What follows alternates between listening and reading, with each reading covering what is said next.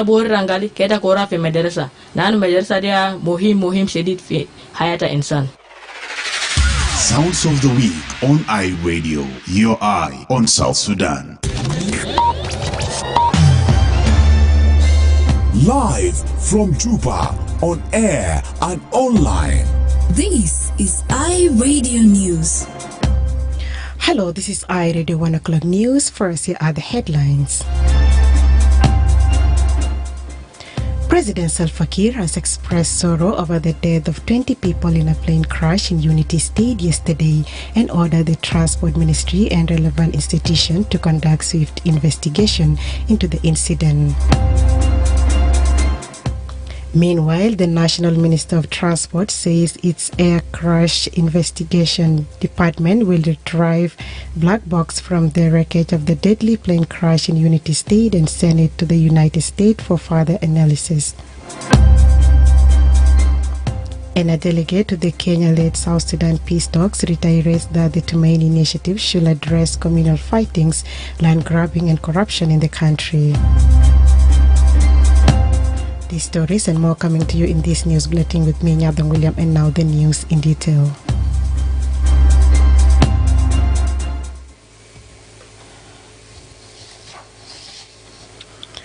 President Salva Kiir has expressed sorrow over the death of 20 people in a plane crash in Unity State yesterday and ordered the Transport Ministry and relevant institutions to conduct swift investigation into the incident.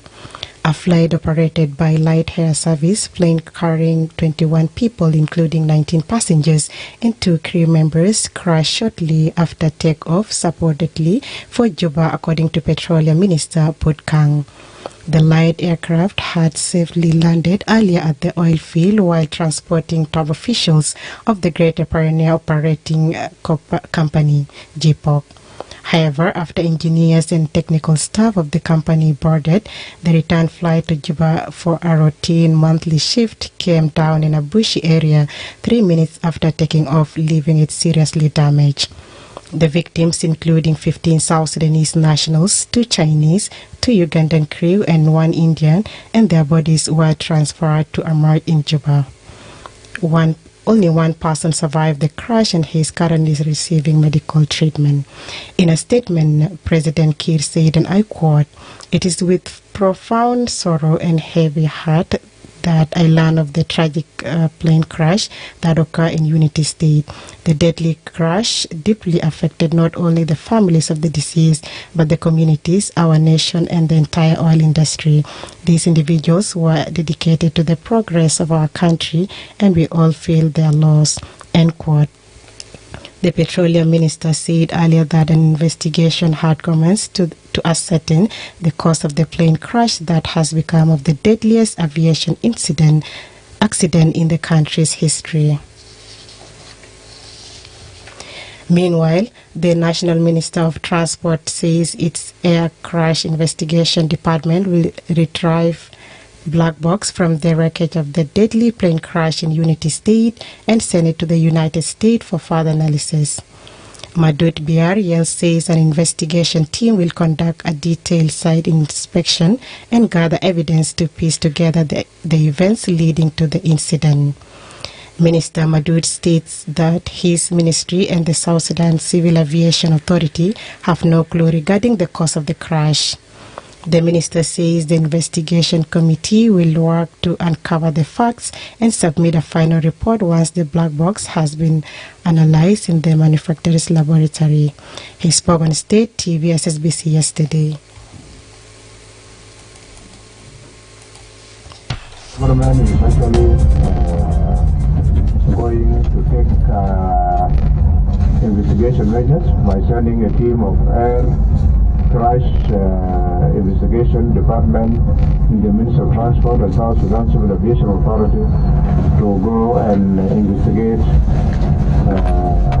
tomorrow morning site investigation, and then now retrieve the black box and voice recorder from the cockpit, and then they will be brought to Juba and will be sent to the country of manufacturer, which is the United States, to go and actually analyze and read out the cost of the aircraft.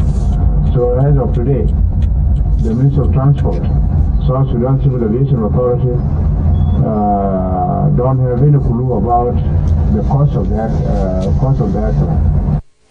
Minister Madud said the bodies of foreign nationals, including two Chinese, 2 Ugandan crew members, and 1 Indian, will be repatriated to their countries.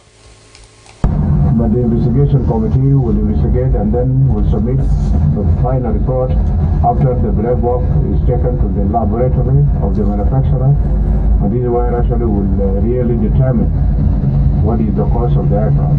Yeah, the only survivor that is now in the Unity State, according to the preliminary report, have got some critical injuries, and now is taking medication in Bantu, the capital of Unity State, and we are sending aircraft tomorrow to go and bring the survivor and then the bodies of the foreign nationals that are there, the crew. According to data from the Aviation Safety Network, at least 87 people have died in various plane crashes in South Sudan since 2011. A delegate to the Kenya-led South Sudanese peace talks reiterates that the Tumaini initiative should address communal fightings, land grabbing and corruption in the country. Daniel Yordeng, who is representing refugees, diaspora, civil society and people with special needs, said that the 2018 revitalized peace agreement has failed to address such crucial matters in South Sudan. He asked that the Nairobi peace process will not allow this to continue recurring in the country.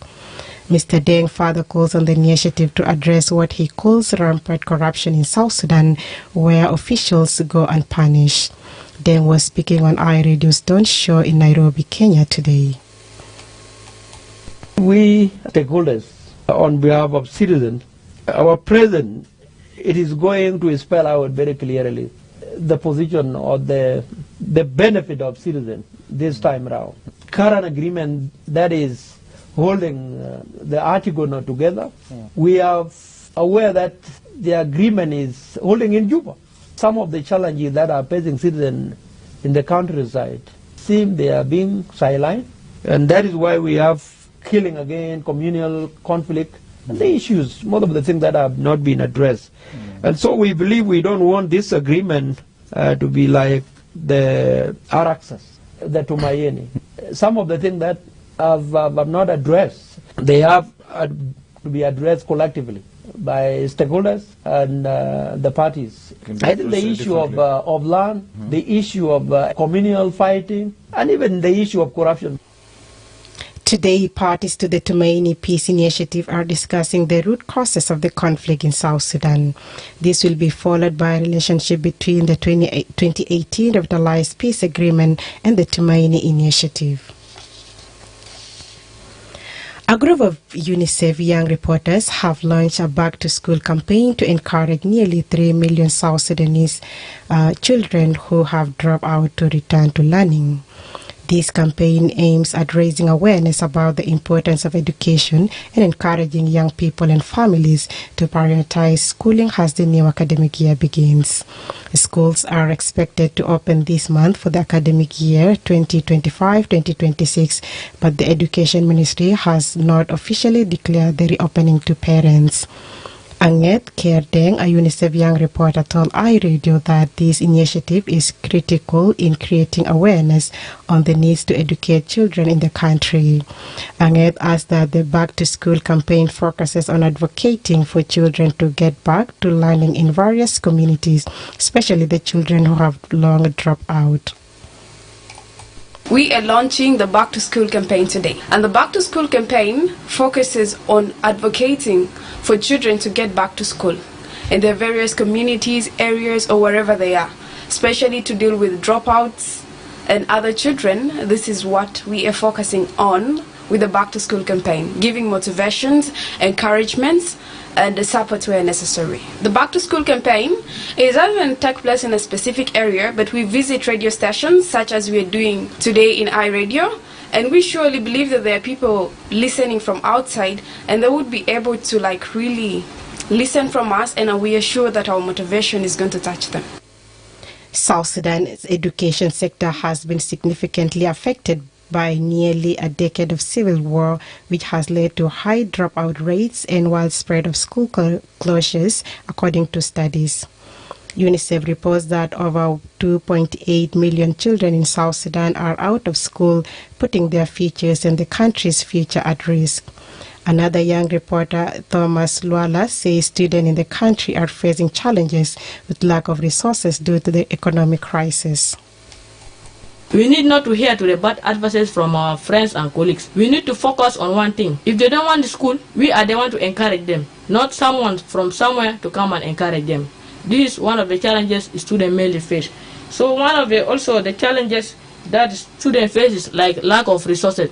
As you can see now, the issue of the school fees, it is now going high. Some of the schools are their school fees is now 1 million and something. Then how do you expect my father or my parents are not working? So how do you expect me, my parents, to pay for me the school fees while they are not working? 1 million something. I don't know how in the nearest future, how do you think schools are going, their school fees are going to be? I think we are going to move with wheelbarrow full of money to pay a school fees of just one child.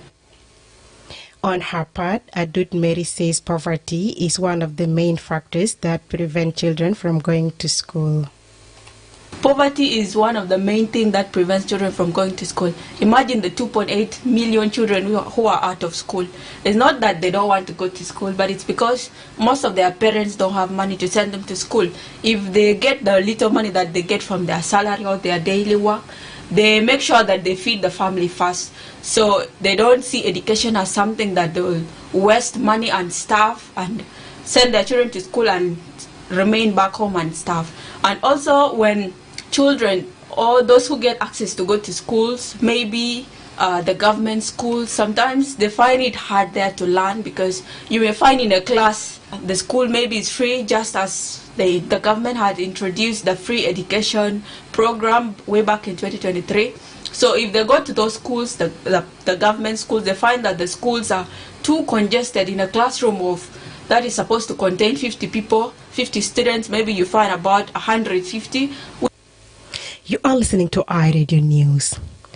The Judiciary of South Sudan and Ministry of Justice have deployed the first mobile court to Reng County in Upper Nile State for 1 month in an initiative supported by UN Mission in South Sudan to enhance access to justice. The mobile court will try backlog of 52 serious cases for inmates held in the Reng County prison since 2021, the peacekeeping mission said in a press statement. Among the suspects are 12 individuals to be tried for crimes related to sexual and gender-based violence and conflict-related sexual violence offenses. UNMISS says the initiative will allow South Sudan government to dispense formal justice to its citizens, irrespective of where they live, and to hold perpetrators accountable. It underscores that mobile courts provide a temporary extension of formal judicial system, deliver justice directly to underserved communities, and reinforce the rule of law where it is most needed. The statement says the judiciary will deploy 2 high court judges, including 1 female from Juba and WOW to Reng County to proceed over the cases. The mobile court will utilize existing judicial actors and prosecutors, investigators, and other police officers to conduct investigations of the cases under trial, present cases in court, and provide security to the judges and detainees, the mission said. UNMISS Chief Nicholas Haysom says, and I quote, "The mobile courts are an innovative solution for the delivery of justice to South Sudanese citizens and build credible and trust in the rule of law. The outcomes of past mobile courts supported by UNMISS have led to new cases being registered by people who have more confidence that justice will be served." End quote. Such mobile courts were previously deployed in Unity, Western Bahr el Ghazal State, and Warab in the last 2 years to ensure fair trials and accountability for perpetrators. The peacekeeping body supports multiple government partners by providing training and building capacity as part of its mandate to protect civilians, particularly women and children, and prevent conflict-related sexual violence and sexual and gender-based violence. This includes providing technical support to the Ministry of the Interior and the Ministry of Justice and Constitutional Affairs to build capacity on human rights, accountability, and the fight against impunity. You are listening to iRadio News, and now to the international news with my colleague Madrama James. Thanks, my colleague Nyathong William. Here are some of the stories making headlines in Africa and beyond. Congolese President Felix Tshisekedi has vowed to restore government authority in the east, where Rwanda-backed M23 rebels have seized control of the city of Goma and are reportedly advancing south to take more territory. In a televised address to the nation, he said a vigorous and coordinated response against what he called terrorists was underway. He criticized the international community for inaction and for not doing enough in the wake of the escalating security crisis. Elsewhere, 3 Israeli hostages and 5 Thai nationals are expected to be free from Gaza by Hamas on Thursday, Israel has said. 2 women, civilian Abel Yehu, 29, and military observer Agan Bega, 20, have been named along with an 80-year-old man, Gadi Moses, as the Israeli set for release.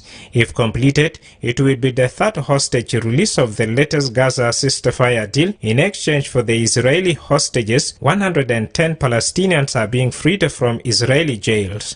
Finally, 19 bodies have been recovered so far, a law enforcement agency source says, and rescuers are continuing to search the river in freezing temperatures. An American Airlines flight has collided in mid-air with the Black Hawk helicopter in Washington, D.C., with both crashing in the Potomac River. The U.S. Figure Skating Association confirmed several members of the skating committee were on the board the plane. The collision happened near Ronald Reagan Washington National Airport around 21 local time. These are some of the stories making headlines in the region and beyond. Back to you, my colleague Nyathong William. Thank you so much, my drama James. Up next, sport with my colleague Lasuba Memo.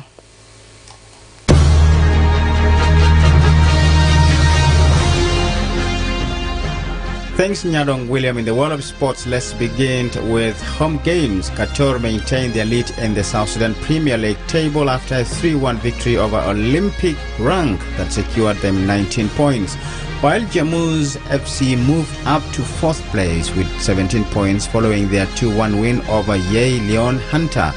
Koryom and Almerek Venture remain in 2nd and 3rd place respectively, both with 18 points. At the bottom of the standings, Nile City sit in the 14th place with no points, followed by Olympic Rank with 1 point and Youngster with 3 points. Today's fixtures feature a highly anticipated Bahar El Ghazal derby between Wajuma and Al Salom Awil, while Holy Family will face Benti City in the 2nd match. In the Champions League, Manchester City survived a huge scare as they scrapped into playoffs with victory over Club Brugge at Etihad Stadium. Pep Guardiola's Premier League champions knew only victory would suffice to avoid the abject embarrassment of slipping out of the top 24 places in the tournament's normal format, while AC Milan missed the chance to automatically secure a place in the last 16 of the Champions League by losing 2-1 Dinamo Zagreb. And Oli Watkins helped Aston Villa beat Celtic to reach the last 16 of the Champions League, just hours after Arsenal's approach for the England striker was made public. Finally, the Golden State Warriors withstood a 52-point haul from Shai Gilgeous-Alexander to beat Western Conference leaders Oklahoma Thunder 116-109. Canada's Gilgeous-Alexander scored 31 points in the first half as his side led 58-48 at the break, but Golden State fought back to pull away for victory. The home side were led by Andrew Wiggins, 27 points, while Stephen Curry scored 17 of his 21 in the second half. Despite defeat, Thunder remains top of the Western Conference, while Golden State improved their record to 24-23. That's all in the world of sports. Back to you, Nyathong William.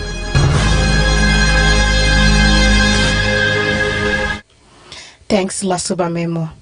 That's all in iRadio News, and to end this news bulletin, here are the headlines once again.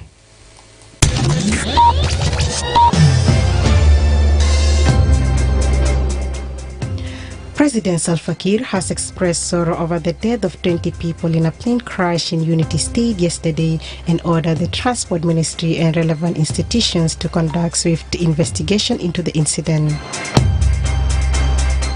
Meanwhile, the National Minister of Transport says its air crash investigation department will retrieve black box from the wreckage of the deadly plane crash in Unity State and send it to the United States for the further analysis.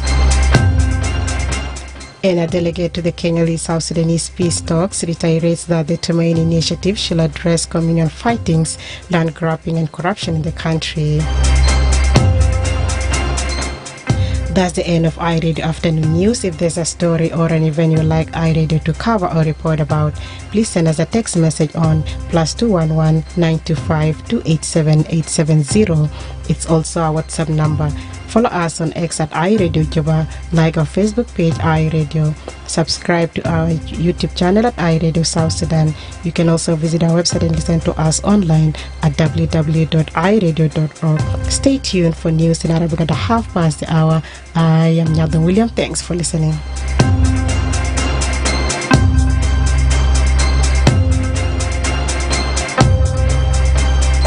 Sounds of the Week.